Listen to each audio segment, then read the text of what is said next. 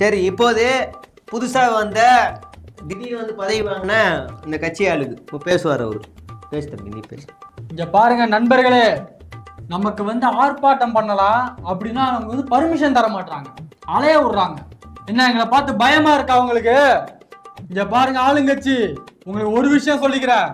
அடுத்த தடவை எங்களுக்கு ஆர்ப்பாட்டத்துக்கு மட்டும் நீங்க பர்மிஷன் கொடுக்கல, 5000 பேரை திரட்டிட்டு வந்து மனு கொடுப்போம். கண்டிப்பா கொடுப்போம் நாங்க.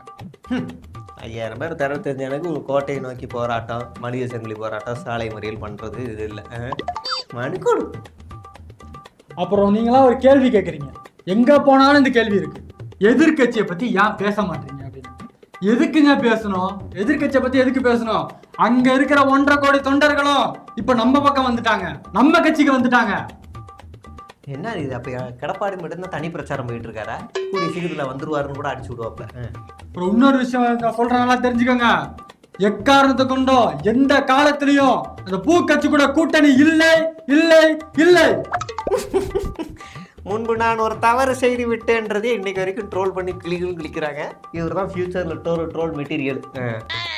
அத மாதிரி இப்ப நம்ம கொள்கையை வந்து நம்ம விளக்கமா சொல்ல போறோம். நம்ம கொள்கை என்ன அப்படின்னா என்ன சொல்லுங்க, சொல்லுங்க நம்ம கொள்கையை சொல்லுங்க, எல்லாரும் சொல்லுங்க, தேடிட்டோம். எத்தனாவது பக்கம் கொள்கை சொல்லணும்? எந்த பக்கமா இருந்தாலும் பரவாயில்ல, கொள்கையை சொல்லுங்க.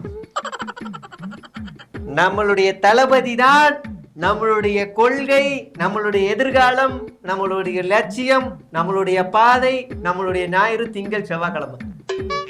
கொள்கையை சொன்னா நம்ம தளபதி தான் எல்லாமே நமக்கு. இதுதான் கொள்கை. சரிண்ணா.